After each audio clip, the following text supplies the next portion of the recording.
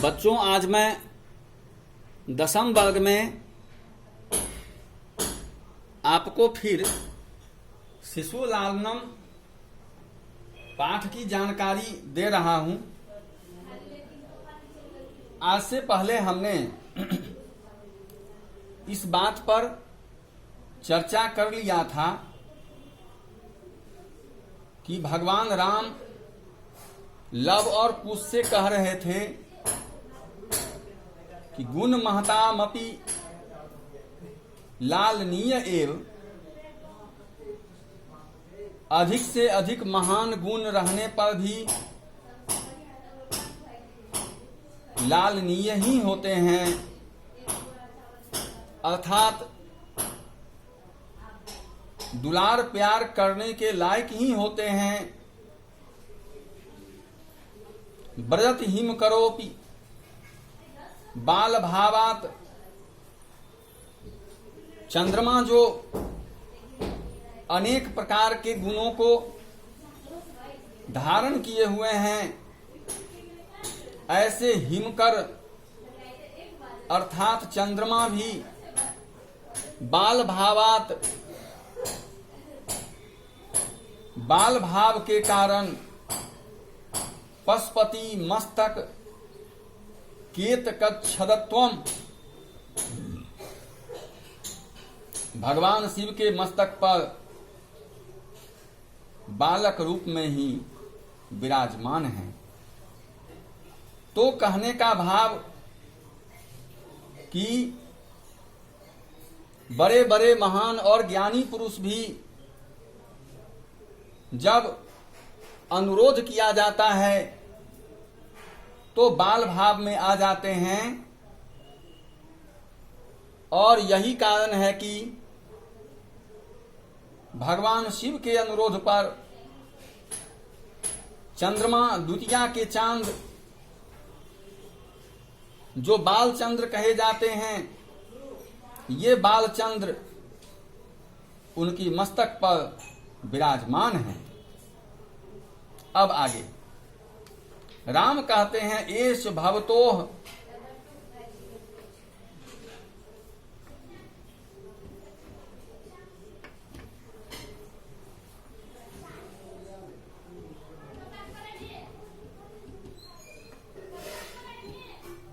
आप दोनों का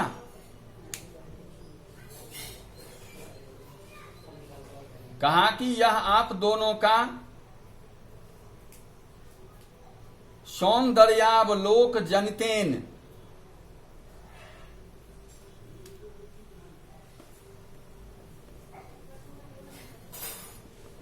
सौंदर्य जोर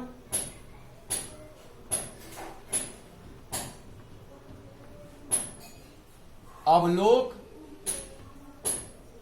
जोर जनितेन, सुंदरता के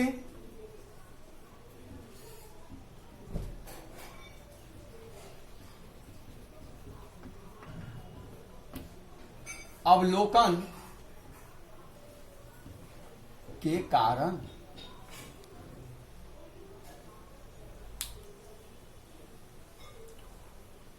तो भगवान राम कहते हैं,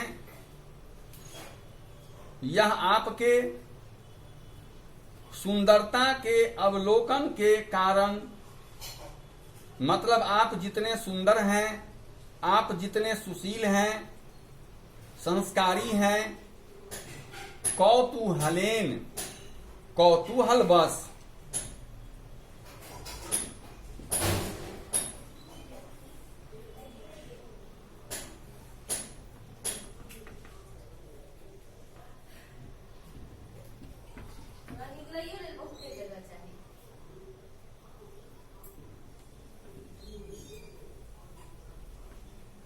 कौतूहलवश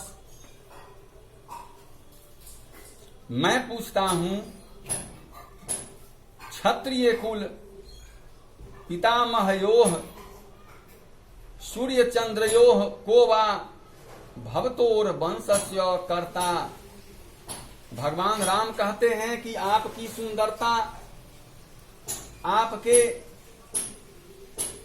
संस्कारों से अभिभूत होकर कौतूहलवश, जिज्ञासावश मैं आपसे पूछता हूं कि आप क्षत्रिय कुल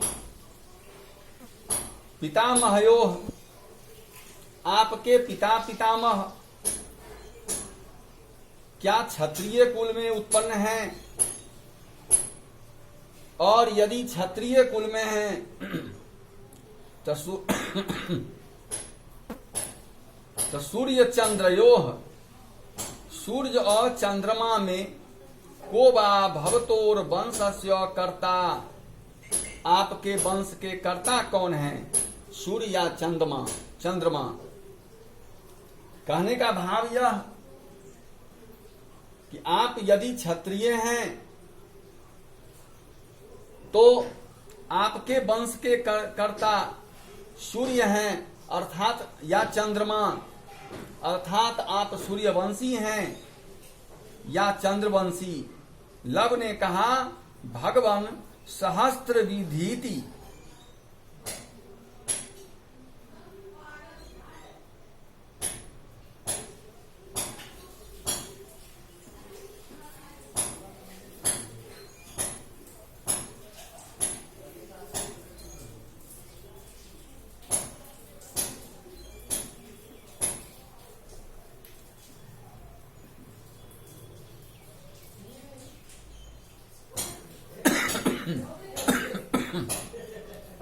सहस्त्रात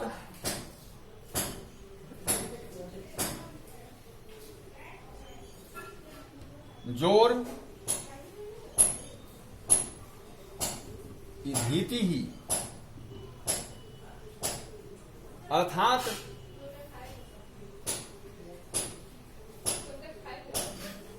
सहस्त्र किरणों को